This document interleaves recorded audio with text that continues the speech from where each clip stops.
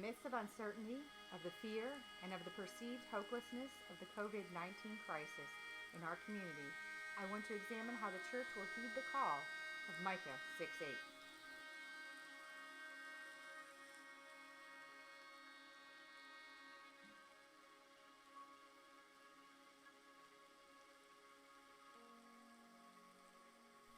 He has told you, O mortal, what is good. And what does the Lord require of you? But to do justice, to love kindness, and to walk humbly with your God.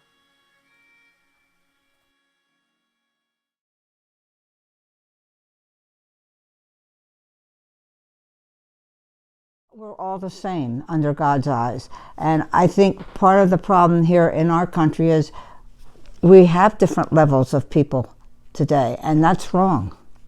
No one is better than someone else. And I look upon everyone as an equal to me. I may have a better education than someone, but that doesn't make me better than someone. It just makes me a fortunate person that I was able to continue to go on to college, but it doesn't make me better. And I think that's an important thing. And another thing I think in our country today is I'll do something for you, but you got to do something for me. And that's wrong. And that starts at the national level even, and comes right, when the national level is doing it, comes right down into the people in our own level. And that's, I don't look at things like that. If I want to do something, I do it, and I don't expect someone to have to do something for me. I just go ahead and do it. And I couldn't help but think when I studied this, MaryAnn, have you ever been to court to testify? I have. It's not a nice experience. I had to do it twice, once for a student. And that case, the student won the case. The other time I had to do it was for a child that I knew, and that child lost the case. And to watch that child walk away, the child was a younger person now. I would say maybe in the 20 age.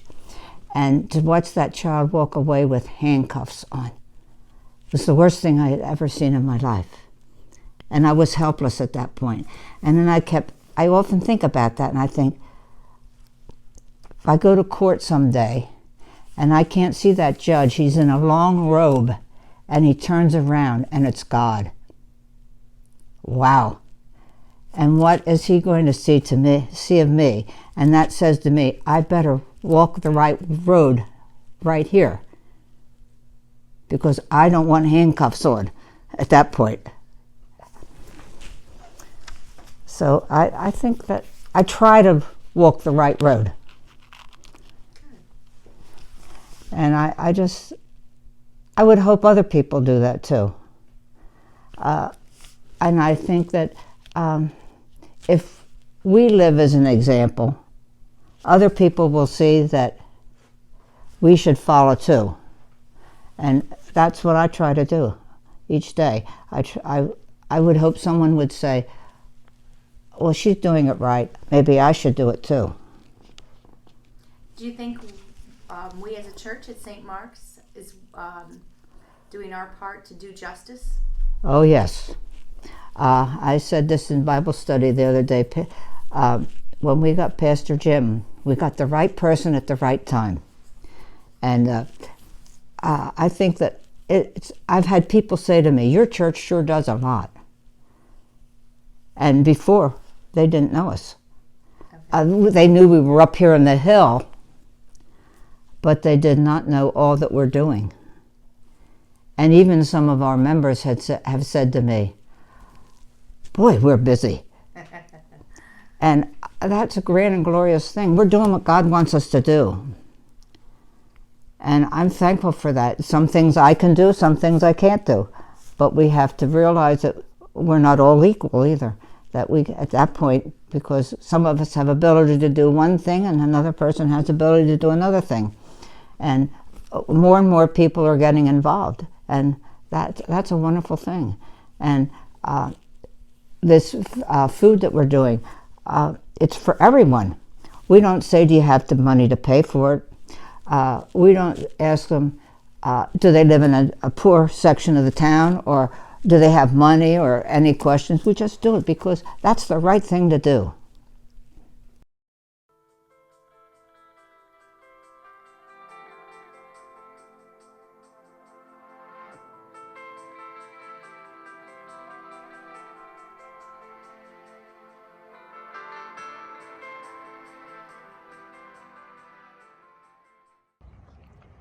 I think when you say to love kindness, it's a very deep emotion. It's a very deep commitment.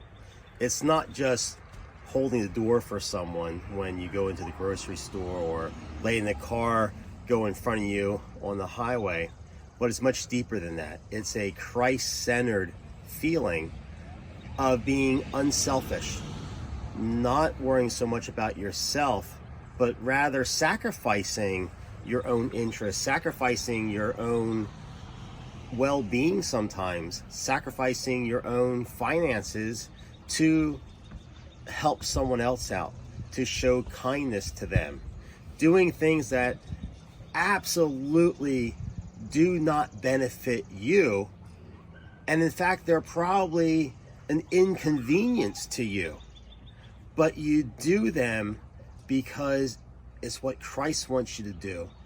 It's helping someone else out, showing them kindness.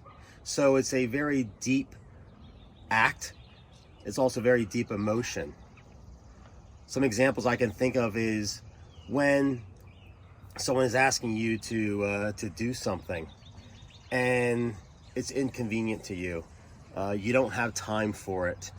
You have 1,000 other things that you could be doing that are on your to-do list, but you stop and say, you know what, the other things that I was going to do today, I can do sometime else, and today I'm going to help this person out.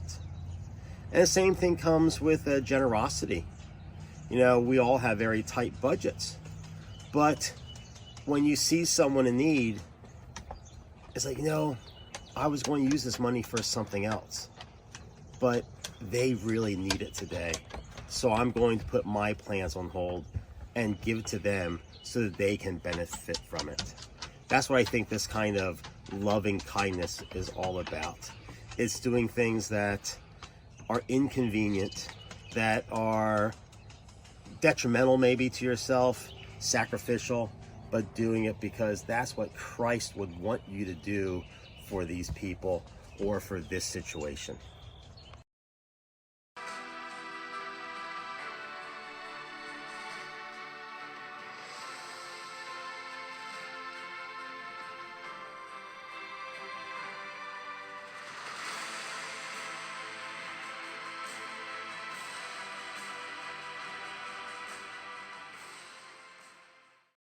Humble means that you are inferior to someone. Doesn't mean you're not. It doesn't mean you're worthless. So that I am inferior to God, and that I will walk in God's way.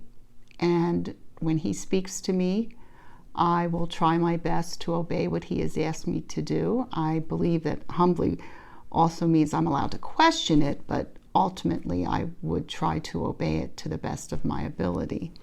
And again, that's how we would walk humbly. It would also mean as I interact with others in my environment, that it's in praise of God. It's not in praise of myself, putting myself out there that, wow, you know, look what Gail did. No, it's not that. People should look at me, should look at what I do and think God has worked through her and has encouraged her to help others. Or I do go back to kindness, that I will show kindness and help to others.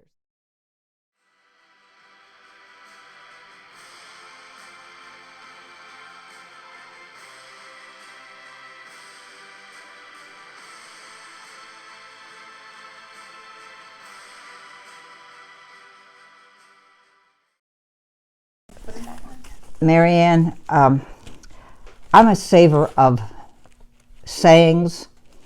And I don't know where I got this from, but it came 2 weeks ago, and it just fit in for this. And it's the Franciscan blessing. Have you heard it? I have. May I read it? Yes, please. May God bless you with discomfort at easy answers, half-truths and superficial relationships, so that you may live deep within your heart. May God bless you with anger at injustice, oppression, and exploitation of people, so that you may work for justice, freedom, and peace. May God bless you with tears to shed for those who suffer from pain, rejection, starvation, and war, so that you may reach out your hand to comfort them and to turn their pain into joy.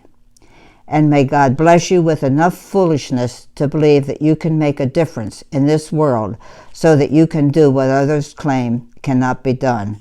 And that, to me, is justice. And I think a lot of those things St. Mark's is doing.